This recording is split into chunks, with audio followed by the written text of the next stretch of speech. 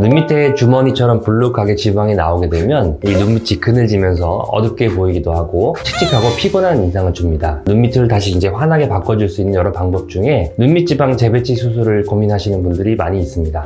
수술적인 방법은 이 불룩함을 없애주면서 눈밑이 환해지는 효과를 볼 수가 있고 지속기간도 길다는 장점을 가지고 있지만 아무래도 수술 과정에 들어가는 만큼 수술 받으신 후에 후관리에 신경을 써주는 것이 좋습니다. 오늘은 눈밑 지방 재배치 수술을 받은 후에 주의할 점 그리고 안전하게 회복하기 위해서 어떻게 관리를 하면 좋을지 알아보는 시간을 가져보겠습니다.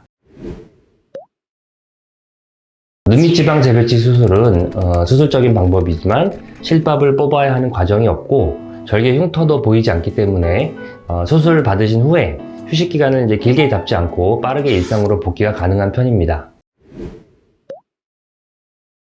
다른 수술과 비교한다면 이게 비교적 간편하게 진행되는 수술이고 회복 기간도 빠른 편이라고 하지만 붓기를 아예 피할 수는 없습니다. 때문에 어느 정도 회복이 되어서 돌아오기까지 눈 주변에 큰 압박이 갈 수 있는 행동은 피하시고 눈에 충분한 휴식을 주는 과정이 필요합니다. 눈밑 지방 재배치 수술을 받으신 후에 수일 정도 지나면 일상생활은 무리 없이 이어가실 수가 있지만 초반에 한 2-3일 정도에는 큰 붓기가 느껴지는 시기입니다. 이 시기에는 냉찜질을 충분하게 진행해 주시면 붓기를 줄이는 데 도움이 됩니다. 그리고 어느 정도 큰 붓기가 가라앉은 상태에서는 이렇게 따뜻한 온찜질로 바꾸어서 혈액순환을 원활하게 할 수 있도록 해준다면 한결 눈이 편안해지고 남아있는 잠붓기를 회복하는 데 도움이 될 수가 있습니다.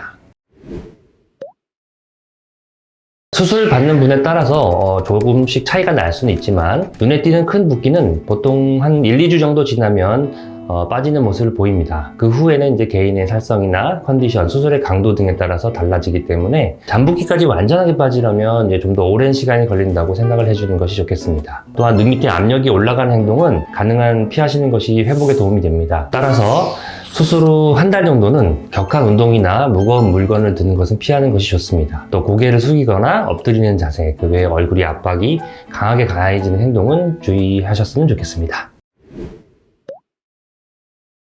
눈밑 지방 재배치 수술을 받은 후에는 대개는 큰 불편함은 없지만 때때로 좀 눈이 침침하거나 뽀얀 느낌 그리고 눈밑이 아래쪽으로 이렇게 당기는 느낌이 들 수가 있고 눈밑 아래쪽으로는 이제 단단하면서 누르면 통증이 느껴질 수가 있습니다. 그리고 눈 부위에 이제 분비물이 많아지면서 눈곱이 많이 낄 수가 있습니다.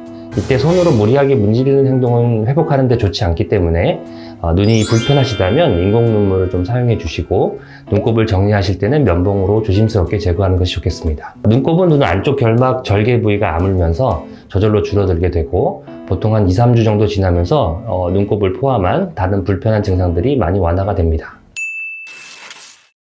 오늘은 눈밑 지방 재배치 수술 후에 주의해야 할 점 그리고 관리는 어떻게 하면 좋을지에 대해서 이야기를 해보았습니다. 수술 후 이제 꼼꼼하게 붓기와 상처를 관리하신다면 훨씬 만족도가 높은 결과를 기대하실 수 있을 텐데요. 이번 영상이 여러분들의 궁금증을 해결하는 데 도움이 되었기를 바랍니다. 다음에도 궁금하실 만한 내용으로 찾아뵙겠습니다. 지금까지 와우 성형외과 원장 조정재였습니다. 감사합니다.